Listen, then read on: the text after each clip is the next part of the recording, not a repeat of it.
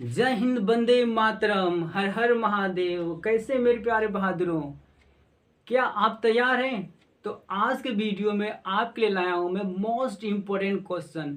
सिर्फ आपके लिए एक क्वेश्चन में लाया हूं, क्योंकि जिससे कि आप इसको लिखकर अपने बोर्ड एग्जाम में एक अच्छे अंक प्राप्त कर सकें। यकीन नहीं हो रहा आपको? तो देखिए, दिखा दे रहे हैं आपको। इसमें से पहला आपका जो क्वेश्चन है वो क्या है? रेडॉक्स अभिक्रिया। और जो दूसरा है वो है अवक्षेपण अभिक्रिया। और तीसरा जो क्वेश्चन आपका है वो है वायु में जलाने से पहले मैग्नीशियम रिबन को साफ क्यों किया जाता है। तो ये तीन क्वेश्चन थे आपके। तीनों क्वेश्चन बहुत ही ज़्यादा धमाकेदार होने वाला है, और वीडियो को पूरे अंत तक देखिएगा, क्योंकि मैं आपको बहुत ही छोटे छोटे शब्दों में आपको सिखा दूंगा ये आपके अभिक्रियाओं को। और ये आपका जो नेक्स्ट आपका जो क्वेश्चन तीसरा वाला, इससे भी सिखा देंगे आपको। शुरू करें। देखिए, तो सबसे पहले हम लोग देखेंगे यहाँ पर रेडॉक्स अभिक्रिया किसे कहते हैं।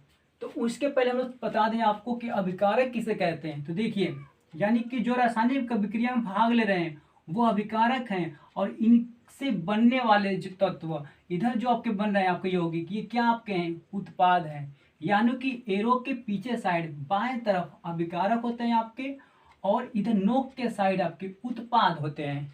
ओके, ठीक है। इतना अभिकारक उत्पाद क्लियर हो गया आपको? यानी कि बाएं तरफ आपके, इधर से बाएं तरफ आपके अभिकारक, इधर नोक की तरफ आपके उत्पाद।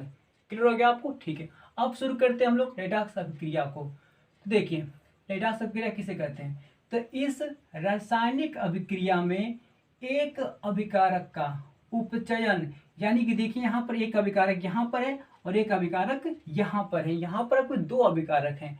तो कह रहा आपका कि इस रासायनिक अभिक्रिया में एक अभिकारक का उपचयन तथा दूसरे अभिकारक का अपचयन होता है, जिसे रेडॉक्स अभिक्रिया कहते हैं। कितना आसान है! एक अभिकारक का उपचयन और दूसरे अभिकारक का अपचयन होता है, उससे रेडॉक्स अभिक्रिया कहते हैं। उदाहरण देखिए आप लोग। देखिए यहाँ पर क्या है? कॉपर ऑक्साइड है। देखिए यहाँ से क्या हुआ ना कि यहाँ पर देखिए ऑक्सीजन का यहाँ से क्या हुआ, ये हानि हुई है। यहाँ से आपका ऑक्सीजन निकल गया है यहाँ पर, यानी कि जिसमें आपका क्या हो, ऑक्सीजन की कमी हो, वहां पर अपचयन हो रहा है। यानी कि यहाँ से ऑक्सीजन निकल रहा है आपका, तो यहाँ पर क्या हो गया? एक अभिकारक यहाँ पर हो गया आपका अपचयन। देखिए यहाँ से निकल के ऑक्सीजन देखिए यहाँ से हट गया आपका, सिर्फ कॉपर बचा हुआ है। तो क्या देखें आप, यहाँ पर आपका क्या हुआ है? अपचयन हुआ है, यानी कि एक अभिकारक का अपचयन हो गया, ऑक्सीजन की कमी हो गई। ठीक है। और देखिए दूसरा जो अभिकारक है ना, वो क्या, देखिए यहाँ पर उपचयन हुआ है, यानी कि देखिए यहाँ पर हाइड्रोजन में क्या है आपका? ऑक्सीजन जुड़ गया है आपका, तो इसे आप कहेंगे उपचयन, जिसमें ऑक्सीजन की वृद्धि हो। ओके। तो ऐसी रासायनिक अभिक्रिया जिसमें एक अभिकारक का अपचयन हो और दूसरे अभिकारक का उपचयन हो, उससे हम लोग कहते हैं रेडॉक्स अभिक्रिया। कितना आसान था। ओके। तो अब हम लोग देखेंगे अवक्षेपण अभिक्रिया। शुरू करें, चलिए। तो देखिए, अब हम लोग देखेंगे यहाँ पर अवक्षेपण अभिक्रिया को। तो अवक्षेपण अभिक्रिया किसे कहते हैं, देख लीजिए यहाँ पर। तो ऐसी ऐसी रासायनिक अभिक्रिया जिसमें जिसमें अविलेय लवण बनता है। अविलेय मतलब कि जो पूरी तरह से घुले नहीं, जो पूरी तरह से घुले नहीं, यानी कि अविलेय लवण बनता है, जो विलयन से अलग हो जाता है, जो विलयन से अलग हो जाता है, अवक्षेपण अभिक्रिया कहलाती है।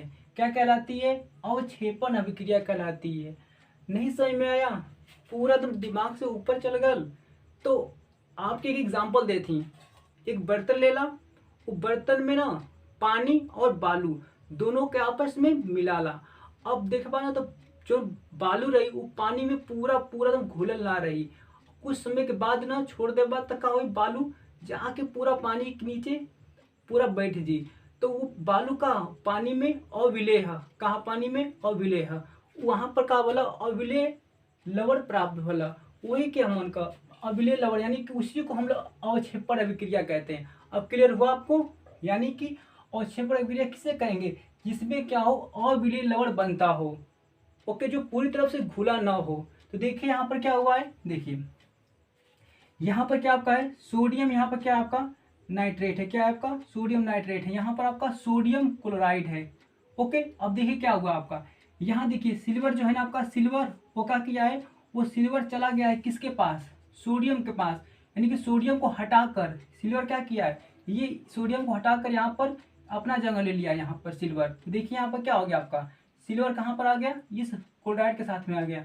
तो हम बोलेंगे सोडियम यहाँ पर हो गया सिल्वर क्लोराइड, यानी कि सिल्वर ने क्या किया, सोडियम को हटाकर अपना जगह यहाँ पर ले लिया।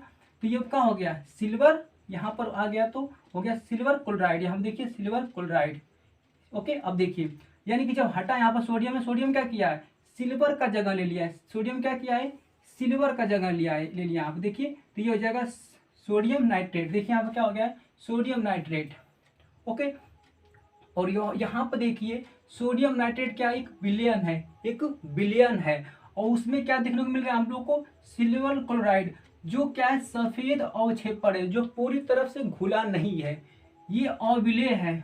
ओके, तो ऐसा रासायनिक अभिक्रिया जिसमें क्या हो, अविलेय लवण बनता हो, जो पूरी तरफ से घुलता ना हो, उससे हम लोग अवक्षेपण अभिक्रिया कहते हैं।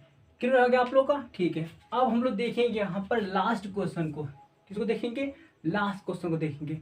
ओके, चलिए, कि वायु में जलाने से पहले मैग्नीशियम रिबन को साफ क्यों किया जाता है, यानी कि जो मैग्नीशियम का जो रिबन होता है उसको साफ क्यों किया जाता है रगड़ रगड़ कर, वही पूछ रहा है आपसे। तो देखिए यहाँ पर वायु में जलाने से पहले, यानी कि जलाने से पहले, यानी कि जब वायु की उपस्थिति में जलाने से पहले मैग्नीशियम रिबन को साफ इसलिए किया जाता है ताकि वह जलते समय पूरी तरह वायु के संपर्क में रहे।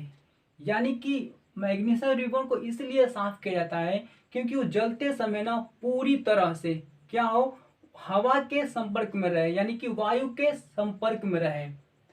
तो देखिए यहाँ पर, ये यहाँ पे क्या आपका मैग्नीशियम रिबन है, यहाँ पे क्या आपका है, ऑक्सीजन है। यानी कि जब मैग्नीशियम रिबन को वायु के उपस्थिति में जलाएंगे तो क्या होगा, मैग्नीशियम आपका ऑक्सीजन से मिलकर क्या बना लेगा, मैग्नीशियम ऑक्साइड का निर्माण कर लेगा। क्या कर लेगा, मैग्नीशियम ऑक्साइड का निर्माण कर लेगा।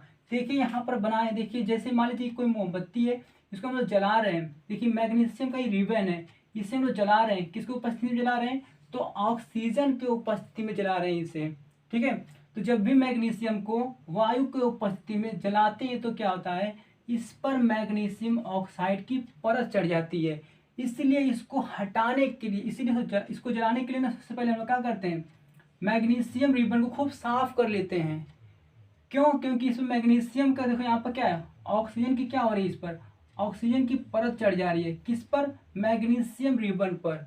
ओके, तो इसीलिए इसको पूरा साफ किया जाता है। इसलिए साफ किया जाता है क्योंकि जलते समय क्या हो, पूरे वायु के संपर्क में रहे। तो कुछ भी इसमें डाउट नहीं था, ठीक है, आप क्लियर कर लीजिएगा। साफ इसलिए किया जाता है क्योंकि वो पूरी तरह से वायु के संपर्क में रहे। तो मेरे प्यारे बहादुरों, आज तक ये वीडियो तो यहीं पर समाप्त हुआ। ठीक है, वीडियो के ऊपर नोट्स कर लीजिएगा, जितने भी क्वेश्चन बताए हैं उसको अच्छी तरह से उसको पढ़ लीजिएगा और बोर्ड एग्जाम में पूरा अच्छी तरह से छाप कर आइएगा। ओके, तो मिलते हैं नेक्स्ट वीडियो में। आज के लिए इतना ही। जय हिंद।